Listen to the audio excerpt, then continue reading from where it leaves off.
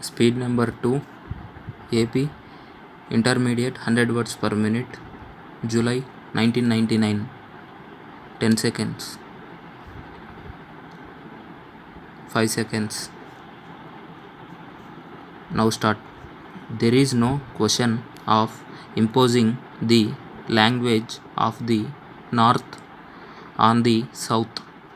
As a matter of fact, it is the will of all our people that we should have one common language.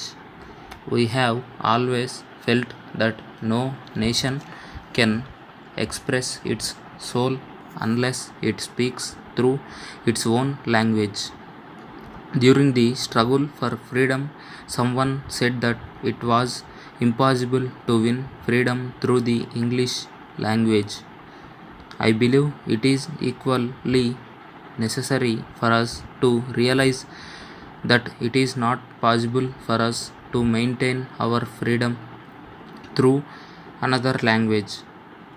Therefore, whenever I have to address any meeting in the English language, I feel that I am doing something which is rather awkward for me.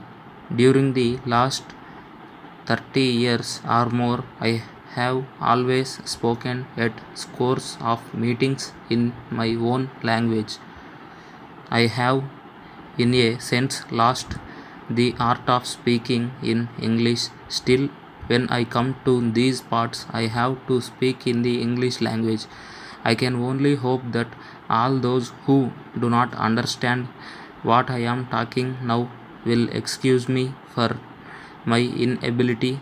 In due course, they will get a translation of my speech through the newspapers, which I am told are very well represented at this meeting.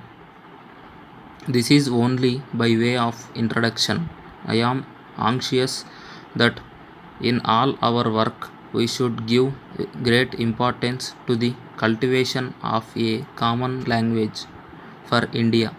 The government will undoubtedly do whatever is necessary in this connection. However, here more than anywhere else, it is necessary that people should try to achieve the purpose through their own independent effort. It has been my privilege to be associated with the work of the Hindi Prachar Sabha in the South for a very long time, and it has given me immense pleasure to attend meetings for distribution of prizes and certificates.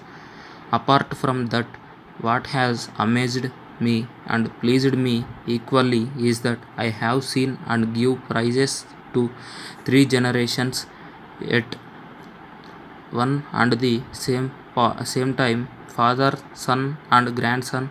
The younger the age, the greater have I found the proficiency. It is really a matter for congratulation that you in the South have taken to this work so seriously, and I have reason to hope that this problem will be solved by the end of the 15 years which the Constitution has given to us.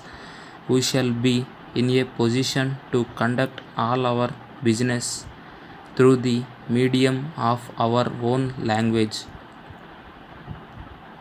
Another fundamental question which naturally affects all of us is that of our economic setup.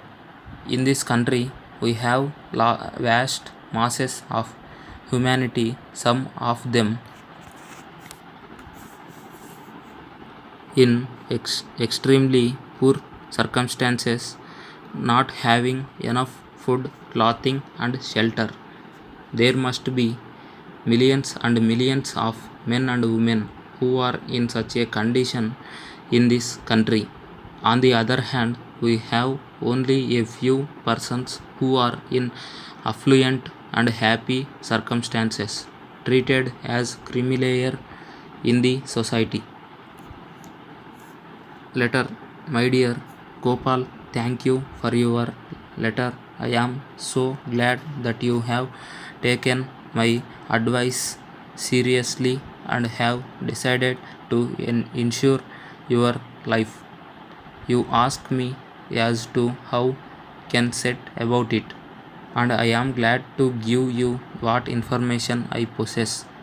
First of all, you must be careful to choose a sound and reliable insurance company. It is better to insure with one of the standard companies than to deal with new companies about which you are now knowing nothing. When you have decided on the company, you should write and say that you wish to insure your life for such and such a sum. They will send you full information and an elaborate form to fill up.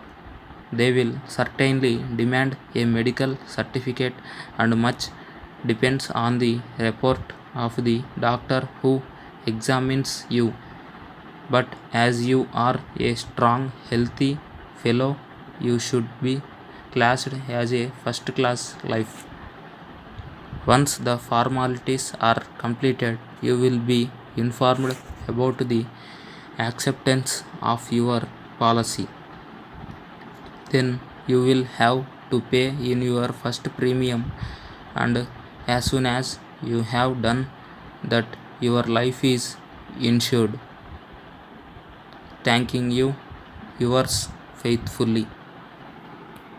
Stop.